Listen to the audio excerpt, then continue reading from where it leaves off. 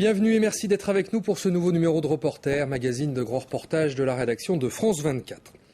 Aujourd'hui, nous nous rendons en Somalie, où les Nations Unies estiment que plus de 3,5 millions de personnes, soit près de 50% de la population, dépendent de l'aide alimentaire à cause de la sécheresse et de la guerre civile qui ont engendré la famine. Pour fuir cette famine sans précédent depuis 60 ans, de nombreux habitants se sont dirigés vers la capitale, Mogadiscio, qui abrite désormais près de 100 000 réfugiés.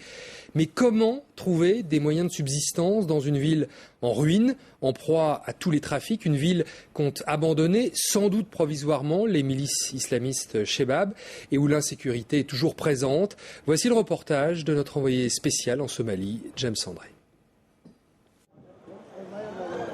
Danabo lave son linge sur le parvis de la cathédrale de Mogadiscio. Elle est arrivée ici il y a une dizaine de jours. Dans son village, situé dans une province contrôlée par les islamistes Chebab, au sud du pays, il n'y avait plus rien à manger. On avait une ferme et des animaux. On a tout perdu. Nos enfants sont morts de faim. Mes frères et mes parents sont tous morts de faim. On est venu ici pour être sauvés et pour trouver une autre vie. Danabo est enceinte. Elle a marché 32 jours avec ses 4 enfants pour échapper à la famine. Aujourd'hui, elle vit dans la nef de la cathédrale, transformée en camp de déplacés. L'aide humanitaire n'arrive pas ici. Des dizaines de familles vivent entassées au milieu de ces ruines, dans des huttes de fortune construites avec des branchages et des bâches. Tous souffrent de malnutrition et une épidémie de rougeole frappe les enfants.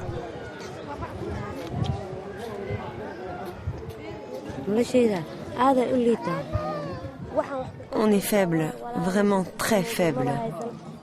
On n'a rien pour dormir, rien pour cuisiner, rien à manger. Notre vie est très dure ici. On se fait piquer par les moustiques, on n'a pas de médicaments, ils ne nous ont rien donné. Comme ses voisins, Danabo a quitté une campagne ravagée par la famine pour une capitale en guerre. Mogadiscio est l'un des endroits les plus dangereux de la planète, une ville dévastée par plus de 20 ans de guerre civile où il est impossible de circuler sans une escorte puissamment armée. Il y a 3 semaines, les milices islamistes Chebab et les forces loyales au gouvernement de transition s'affrontaient encore à l'arme lourde au milieu des civils. Le 6 août, à la surprise générale, les insurgés Chebab se sont repliés hors de Mogadiscio. Au marché de Bakara, il n'y a plus de combat. Cet ancien bastion Chebab, poumon économique de la ville, est désert.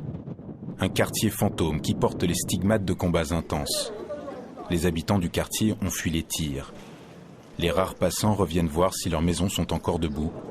Ce journaliste de Radio Simba a perdu l'un de ses collègues durant les combats. Vous voyez le terre-plein là et le bâtiment où il y a marqué Galad. Vous voyez, le tireur était embusqué là-haut. On déménageait du matériel ici et mon collègue s'est pris la balle dans la tête, ici. Depuis le mois de janvier, près de 100 000 personnes se sont réfugiées dans ce maelstrom pour échapper à la famine. Le camp qui accueille le plus grand nombre de déplacés est Badbado, créé spécialement par le gouvernement de transition pour gérer cette crise. Il compte aujourd'hui près de 30 000 habitants. Ils ont tous fui les provinces du sud du pays contrôlées par les Chebab, qui interdisent l'accès à l'aide humanitaire. Comme beaucoup, Senab a dû partir en cachette pour échapper à la milice islamiste qui voulait la forcer à rester. Sa situation au camp est à peine meilleure qu'au village qu'elle a quitté, mais au moins, elle est sortie des griffes des Chebab. J'avais peur. Ils nous tuaient. On avait peur d'être jugés. Ils nous prenaient les jeunes garçons. Les animaux qui n'étaient pas morts de la sécheresse, ils les prenaient. Les humanitaires qui veulent nous aider, ils les empêchent de venir.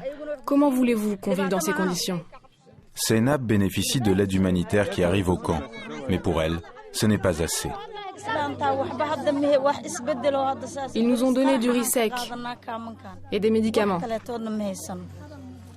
On n'a rien d'autre. On a de l'eau.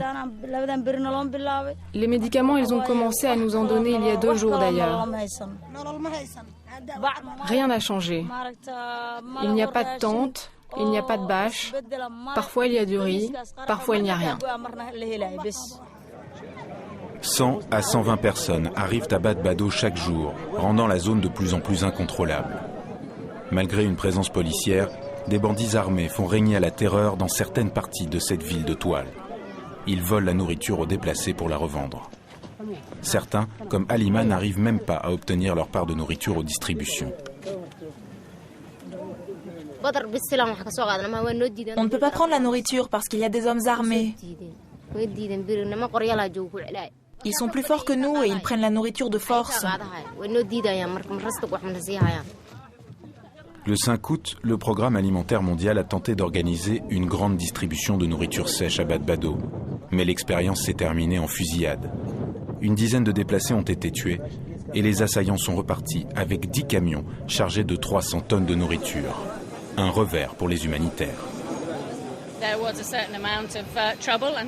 Nous avons eu beaucoup de problèmes et une partie de la nourriture a été pillée. Malheureusement, des personnes ont été tuées et ça, c'est inacceptable. Je veux dire, on essaie d'aider les gens, on ne veut pas créer une situation dont certains peuvent tirer un avantage. C'est un vrai défi que de travailler dans cet environnement. Nous travaillons du mieux que nous le pouvons, tout en essayant d'épargner les risques à ceux qui ont besoin de nourriture.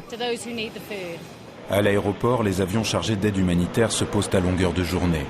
Le problème est de la distribuer. Les Chebabs se sont retirés de Mogadiscio, mais les expatriés ne peuvent toujours pas se rendre sur le terrain. Les Chebabs se trouvent encore dans certaines zones, à nos connaissances. Il risque d'y avoir pas mal encore d'armes qui sont dans ces zones-là, des engins non explosés, donc ce sont des zones qui sont encore très dangereuses. Ce quartier en ruine était un bastion des Chebabs. Impossible d'y pénétrer il y a quelques jours encore. Le général Dago Badan, vice-chef d'état-major de l'armée somalienne, nous fait la visite. Ça, c'est un trou dans lequel ils mettent des mines. La vraie fierté du général est d'avoir repris le stade de Mogadiscio, tristement célèbre pour avoir été le théâtre d'exécutions et d'amputations publiques menées par les Chebabs. Avant, on ne pouvait pas venir ici. Maintenant, c'est possible. Ils ne sont pas partis tout seuls. On s'est battus. On leur a montré de quoi on était capable. Comme le reste de la ville, le stade n'a pas été conquis par l'armée, mais abandonné par les Chebabs. Les insurgés islamistes parlent d'un retrait stratégique et d'un changement de tactique au profit d'une guérilla terroriste. En route vers la première ligne, le général nous fait l'éloge de ces hommes. Je crois que l'armée a montré son patriotisme. Ils n'ont pas de chaussures, pas d'équipement, pas de campement, pas d'hôpital, pas de lit, pas de maison. Ils se battent par pur patriotisme. Désormais, le front se trouve au nord-est de la ville. Cette ruine sert de fort aux forces de l'Union africaine et de l'armée somalienne.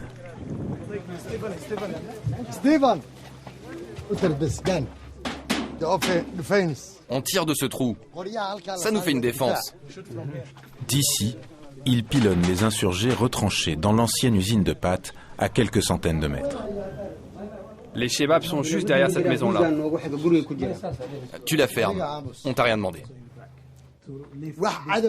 Si on voulait avancer sur cette position, ils ne pourraient pas nous arrêter. Mais nous avons encore des combattants derrière nous. Donc je veux d'abord nettoyer l'arrière avant de pouvoir avancer. Les soldats de l'armée somalienne sont réputés mal entraînés et indisciplinés. Ils ne touchent que $100 par mois. Certains soldats se livrent même à des pillages. Récemment, 2 d'entre eux ont été condamnés à mort. Inda Adé est un chef de guerre qui tenait une partie de la ville. Aujourd'hui, il s'est allié au gouvernement pour en finir avec les Chebabs. Mais lui-même n'a pas confiance en l'armée somalienne. Ils ont faim. On ne les paye pas assez. Si on leur donne 20 cartouches, ils vont en vendre 10 parce qu'ils veulent acheter à manger. Et s'il a un problème, le soldat va même vendre son arme. Personne ne va demander où l'arme est passée. Il n'y a aucun contrôle. Dans ce contexte, les ONG internationales peinent à aider les populations. Elles doivent s'en remettre à des organisations locales. Reculez, reculez, tout le monde doit s'asseoir. Allez, reculez, laissez-les s'asseoir. Ce point de distribution est géré par l'ONG Jumbo, un partenaire du Programme alimentaire mondial qui nourrit 5500 personnes par jour. Donne aux petits, il est orphelin. Je vais l'aider, il a perdu ses parents. La solution qui a été trouvée pour distribuer la nourriture tout en évitant les détournements et la violence consiste à proposer des repas prêts à consommer. Ici, les bénéficiaires repartent avec de la nourriture déjà cuite, qui n'a presque pas de valeur marchande. En revanche, ils doivent faire la queue durant des heures en plein soleil pour obtenir une ration qui ne représente qu'un seul repas. On veut de la nourriture sèche, mais on n'en trouve pas. On pourrait la cuisiner chez nous, à la maison. Ce qu'ils cuisinent ici, c'est pas bon. Immangeable, c'est sec. Mais de la nourriture crue, on n'en trouve pas. On n'en trouve pas. Les plus faibles n'arrivent pas à se déplacer jusqu'au point de distribution. On emmène la nourriture à domicile aux plus malnutris dans le camp d'à côté. Les cas les plus graves, les plus faibles, on les dirige vers l'hôpital de Banadir. L'hôpital de Banadir se trouve au centre de Mogadiscio et il est submergé. Tous les lits sont occupés, certains se font soigner à même le sol dans les couloirs. Le docteur Walid El Hadj fait partie d'une ONG internationale. Il est arrivé du Soudan il y a 3 jours et n'a jamais vu une situation pareille. Il n'y a pas de lit, pas d'équipement. Il passe ses journées à ausculter à la chaîne des enfants décharnés, épuisés par des jours de voyage et de famine. Ils sont très malades, ces patients sont très malades, très pauvres. Ils souffrent de la faim, de déshydratation et de malnutrition, tout ça à cause de la guerre et d'autres facteurs environnementaux. Il y a une épidémie de choléra et de rougeole. Certains enfants sont atteints de septicémie. Beaucoup d'entre eux ne s'en sortiront pas. Le jour où nous sommes arrivés, les médecins ont dit que 6 patients sont morts. Il y en a eu un autre hier et pour l'instant aujourd'hui, aucun autre n'est mort. Les mères épuisées, le regard vide, tentent sans conviction de chasser les milliers de mouches qui grouillent dans les couloirs de cet hôpital bondé. Warda est arrivée dans les camps de Mogadiscio il y a 1 mois. Depuis, elle n'a pas vraiment su trouver d'aide. Son enfant est tombé malade, affaibli par la faim. On était au camp de réfugiés près du pont. Il n'y avait aucune aide et rien à manger. Il y a 5 jours, on a déménagé dans un nouveau camp où ils donnent des cartes pour la nourriture. Hier, ils distribuaient les cartes. Mais il y a eu une bousculade. D'autres en ont eu, mais moi j'ai pas réussi à en avoir. On est 11 dans ma famille et ça fait 5 jours qu'on n'a pas mangé.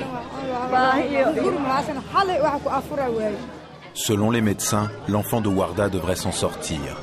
Avec le retrait des Chebabs, les ONG espèrent pouvoir intensifier leur programme, à moins que les insurgés islamistes ne mettent leurs menaces à exécution en ajoutant une vague d'attentats aux plaies qui s'abattent déjà sur Mogadiscio. James André, qui a réalisé ce reportage, est avec nous. Bonjour James. Bonjour. Merci d'être sur le plateau de Reporter. On vient de voir ce sujet que vous avez réalisé à Mogadiscio. Première question sur ces trafics. Comment distribuer de l'aide alimentaire sans aider, sans encourager ces trafics? Je pense que c'est extrêmement difficile. C'est un pays qui n'a absolument plus de loi. Il n'y a pas réellement de police. Il n'y a rien qui fonctionne. Donc concrètement... Une structure depuis 20 ans de guerre civile. Exactement. Alors donc qu'est-ce qu'on a? On a en fait différents quartiers dans lesquels il y a différents clans qui ont chacun des milices privées, qui sont pilotés par différents hommes d'affaires, etc. Donc on se retrouve dans une situation où... c'est très difficile de faire entrer la moindre aide. Et en plus, aujourd'hui, les organisations humanitaires cherchent à passer soit par le gouvernement, soit à le faire eux-mêmes, ce qui n'arrange pas certains de ces groupes armés qui eux-mêmes distribuaient la nourriture avant. C'est-à-dire qu'ils prenaient la nourriture et il y en avait une partie qui était détournée. Mais je pense que c'est illusoire d'imaginer distribuer de la nourriture aujourd'hui à Mogadiscio sans qu'il y ait une partie de cette nourriture qui soit détournée. Alors évidemment, toutes les organisations... C'est pas seulement d'ailleurs à Mogadiscio et la Somalie. Le phénomène y est particulièrement amplifié à cause de cette situation. On sait. Absolument. Et donc, oui, toutes les agences essayent d'y arriver. Le Programme alimentaire mondial fait de son mieux. Mais bon... on ne peut pas faire grand-chose et normalement le Programme alimentaire mondial, quand il y a des gros cas comme ça de problèmes de distribution, cesse la distribution et arrête de travailler par exemple avec un des partenaires locaux qui serait visé par une enquête. Là, ils ne le font pas. Ils ont dit voilà, la situation est tellement grave que si nous on arrête de travailler avec nos partenaires qui seraient éventuellement impliqués dans des trafics, eh bien, des gens mourraient. Donc, on va continuer malgré tout. Avec cette solution de distribuer de la nourriture prête à consommer, disons. Exactement, déjà cuite. Parce que quand on donne des gros sacs de grains, eh bien, c'est facile à détourner, c'est facile à voler. On se retrouve aussi à une situation où les bénéficiaires eux-mêmes se retrouvent face à des hommes en armes qui viennent chez eux dans leur hutte, qui les braquent et qui leur demandent de leur donner la nourriture. Donc, on n'est même pas sûr, une fois que la nourriture est distribuée, qu'elle ne revienne pas encore dans ces réseaux. Donc, la situation est très difficile. Et il faut trouver une solution pour supprimer la valeur finalement de cette nourriture, à part pour la personne qui va pouvoir la manger tout de suite. Et c'est ce qui a été fait. Ils distribuent la nourriture déjà cuite, déjà prête, et les gens partent avec un repas. Et là, on sait que s'ils partent avec ce repas, ils vont pouvoir le manger. Oui, voilà. Où en est l'aide, le montant de l'aide? Est-ce que on a suffisamment de dons, de versements des pays, des individus pour venir en aide à cette population? Alors, j'ai parlé avec la porte-parole du Programme alimentaire mondial sur place, qui m'a dit qu'effectivement, pour l'instant, il n'y avait pas de problème d'approvisionnement de l'aide sur place. Les entrepôts sont entre guillemets plein, c'est-à-dire qu'il y a de quoi distribuer pour la période à venir. Maintenant, elle me dit, pour arriver jusqu'au bout de cette crise dont on ne sait pas combien de temps elle va durer, mais dont on sait qu'elle va durer plusieurs mois, il manque encore 250 millions de dollars. Et là, je ne parle que du Programme alimentaire mondial. Alors, un mot sur la sécurité de cet endroit où vous avez tourné. On le disait, les Chebabs se sont retirés, c'était au début du mois d'août. C'est une tactique pour mieux revenir? Alors on ne sait pas. Ce qu'on sait, c'est que les Chebabs sont terriblement affaiblis. Ils ont d'abord perdu le marché de baccarat, qu'on voit d'ailleurs dans le sujet. Ils contrôlaient ce marché de baccarat et c'était leur principale source de revenus. Ils retiraient de ce marché 30 à 60 millions de dollars par an. Alors ça, il y a eu une grosse offensive au mois de mars. Suite à ça, les Chebabs n'ont plus pu opérer comme ils le faisaient avant. Ils ont perdu énormément d'argent. Deuxième phénomène, ils ont perdu un de leurs leaders, Fazoul, qui a été attrapé alors qu'il passait un checkpoint et qui a été en fait descendu sur place de manière tout à fait étonnante, parce que normalement ils s'entouraient de beaucoup de précautions, mais ils sont très affaiblis. Ils disent qu'ils se sont repliés pour changer de tactique et pour passer à des tactiques de guérilla. On ne sait pas comment ça va évoluer. Merci beaucoup James André d'être venu sur le plateau de Reporter. C'est la fin de ce magazine. Merci à vous de l'avoir suivi. On se retrouve la semaine prochaine pour une nouvelle édition sur France 24.